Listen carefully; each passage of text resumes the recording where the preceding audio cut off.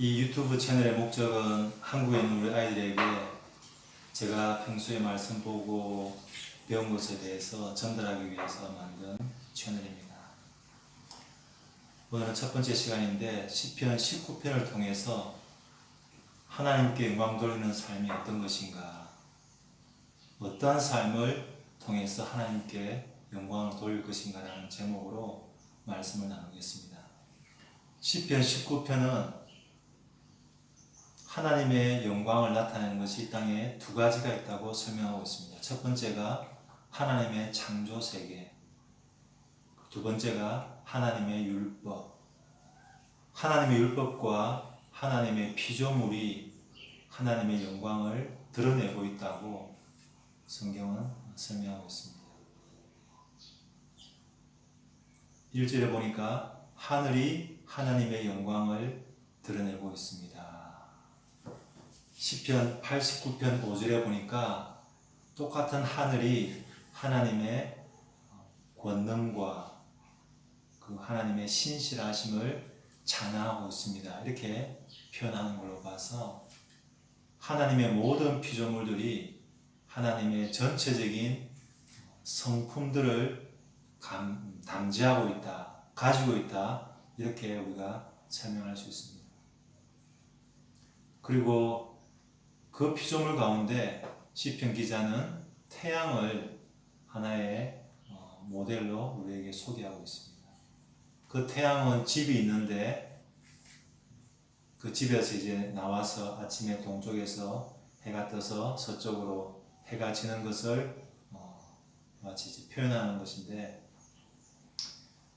신랑이 신부를 맞이하기 위해서 옷을 아름답게 차려입고 또 행복한 마음을 가지고 자기 방을 떠나오는 그런 모습을 하나로 표현하고, 두 번째로는 시합에 나가기 위해서 그동안 모든 것을 다 준비한 운동선수나 또는 경기하는 사람이 그 경기장으로 달려나가는 그런 모습으로 태양을 표현하고 있고, 마지막으로 태양이 한쪽 끝에서 떠서 한쪽 끝으로 달려가는 그 모습을 소개하고 있고, 그 다음에는 그 태양의 열기로부터 그 어떤 것도 피할 수가 없습니다. 이렇게 하면서 그 태양이 빛을 줄 뿐 아니라 그 열기를 통해서 모든 자연 만물에게 생명을 주고 산소를 공급하고 인간에게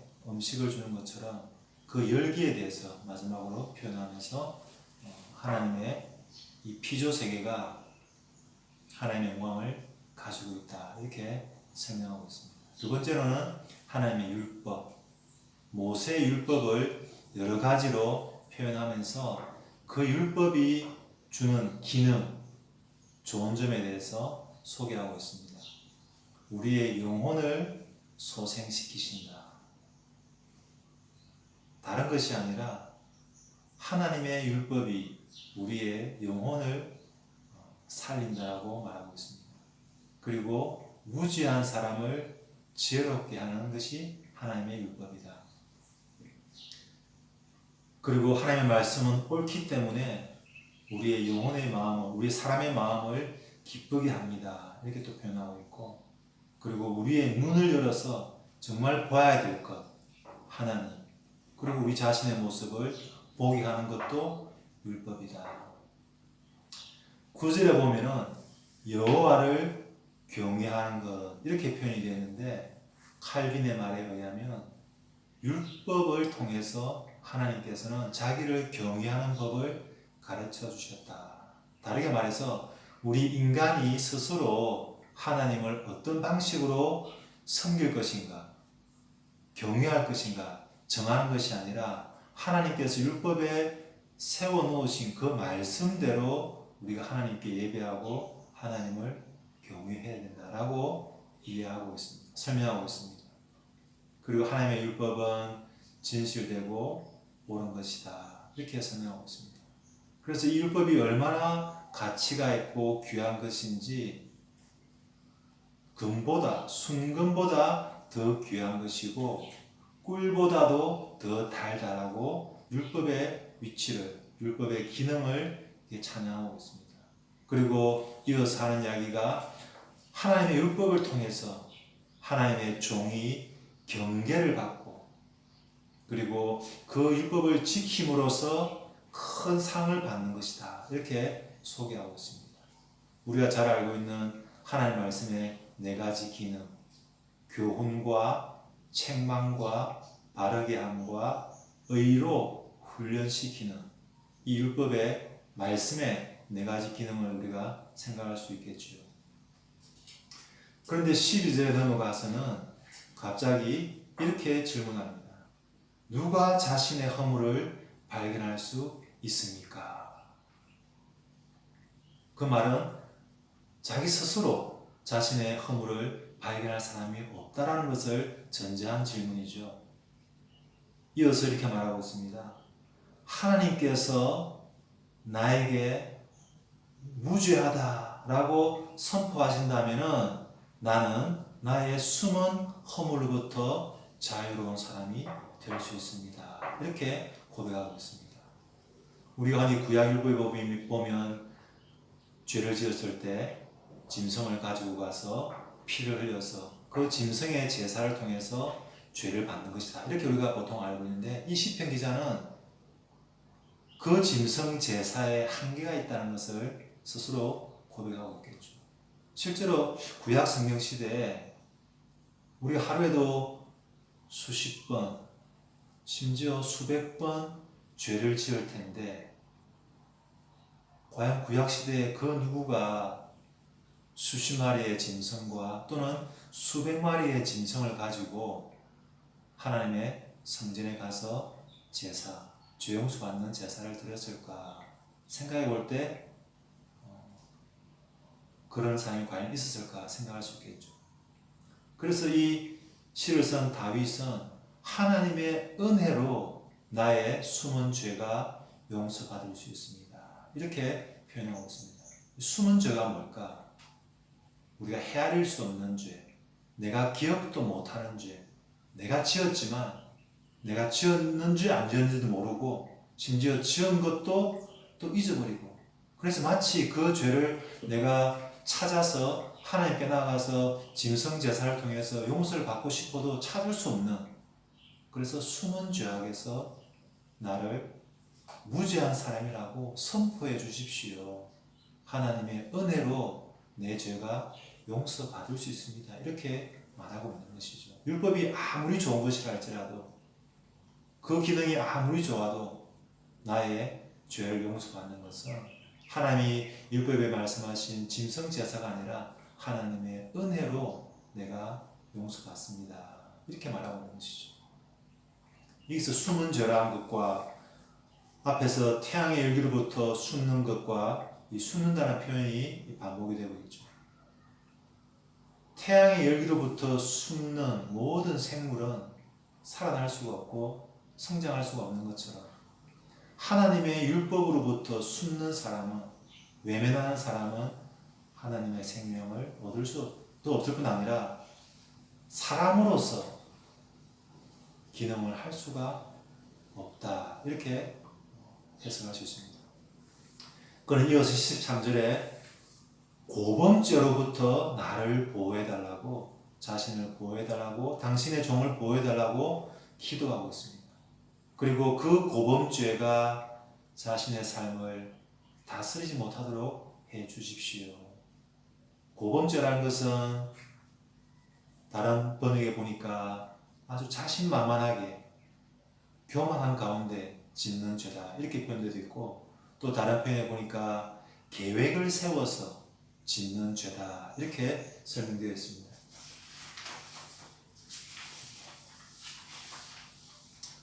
민수기 15장에 보면은 모르고 짓는 죄가 있고 알고 짓는 죄가 있는데 그 알고 지은 죄에 대해서는 용서받을 수 있는 재물이 없다. 용서받을 수 없다라고 설명이 되어 있습니다. 죽여라 라고 설명이 되어 있습니다. 그만큼 알고 지은 죄, 계획을 해서 누군가에게 해코지하고 누군가를 어렵게 하는 그 죄는 숨은 죄보다, 모르고 한 죄보다 훨씬 하나님 앞에서 큰 죄가 되는 것입니다. 그래서 이 시편 기자는 나를 숨은 죄로부터 용서해 주시고 고범죄로부터 나를 보호해 달라고 그렇게 이야기합니다. 그럴 때 하나님 앞에서 나는 죄가 없는 사람이 될 수가 있습니다. 다르게 말해서 하나님의 은혜로 나를 용서해 주시고 하나님의 은혜로 나를 죄에서 보호해 주셔야만이 나는 하나님 앞에서 의로운 사람으로 살 수가 있는 존재입니다. 라고 말하고 있는 것입니다. 그러면서 마지막 14절에 이렇게 결론을 내립니다. 내 입술의 모든 말과 내 마음의 모든 묵상이 주님 앞에 받아들여지기를 원합니다.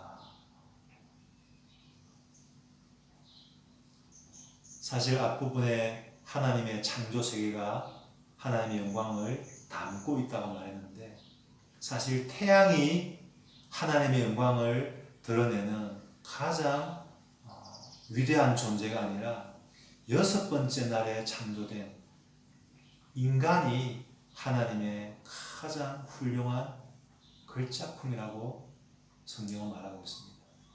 하나님의 이미지가, 하나님의 형상이 우리 인간에게 있다는 것입니다. 형상이란 말을 가장 쉽게 표현한다면 거울 앞에 내가 서 있을 때 내 자신은 형상이 아니고 거울에 비친 모습이 바로 이미지, 형상이라고 말할 수 있겠죠. 내가 오른손을 들면은 거울에 있는 내 형상은 왼손을 들고 있죠. 내가 실제로 밥을 먹으면은 내 배는 부르지만 실제로 거울 속에 비쳐있는 내 모습에 있는 그 사람은 배가 부르진 않죠. 같은 존재는 아니다. 그러나 실체를 거의 그대로 반영하는 존재가 바로 형상이라고 말할 수 있겠죠. 만약 하나님이 영이시지만 하나님이 거울 앞에 서 있는다고 할 때 그 거울에 비친 모습이 바로 인간이라고 성경은 말하고 있습니다.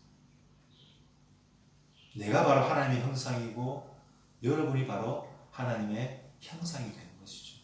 그런데 그 하나님의 형상이 죄로 말미암아 망가졌는데 완전히 망가져서 회복 불가능한 상태에 있다는 것이죠. 하나님의 영광과 지혜와 권능과 신실함을 나타내기는커녕 인간에게 있어서 하나님의 형상을 빼버리면 과연 어떤 모습일까? 6번째 날에 같이 창조되었던 땅의 짐승들과 별반 다르지 않는 삶을 살 수밖에 없다.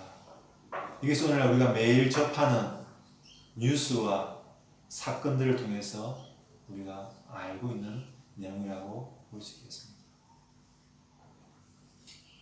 그래서 하나님의 영광을 담고 있는 이 인간에게 있어서 이 죄를 깨닫게 하고 그 죄에서 벗어날 수 있도록 하기 위해서 하나님께서 주신 것이 바로 하나님의 율법이다. 이렇게 말할 수 있겠죠.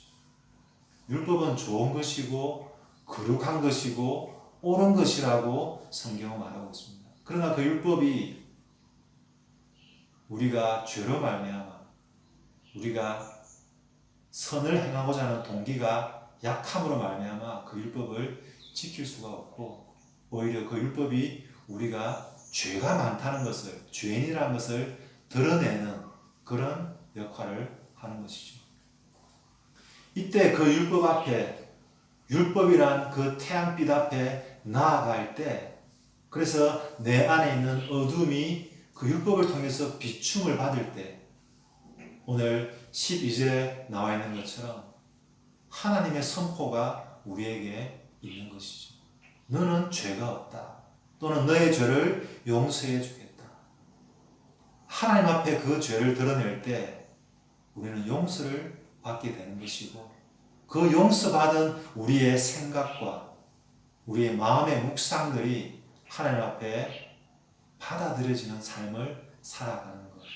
그것이 바로 하나님께 영광을 돌리는 인간의 삶이다. 이렇게 결론을 내릴 수가 있겠습니다. 오늘 시편 마지막은 이렇게 말합니다. 오 나의 반석이시요 나의 구원자이신 하나님. 이 바위는 사막이나 그런 광야에 있어서 정말 피할 수 있는 가장 좋은 곳이라고 이해할 수 있겠죠. 그리고 마지막에 나와 있는 나의 구속자, 구원자.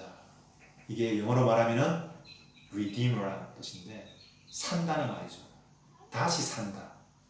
이 re란 말은 다시라는 뜻이고 또는 다시 돌린다는 뜻인데 그리고 deemer는 산다는 뜻이죠.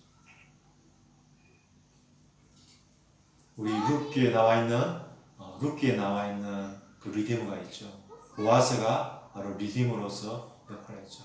자기의 돈을 내어서 나오미의 잃어버린 모든 재산을 다시 회복시켜주는 그 이야기가 룻기에 나옵니다.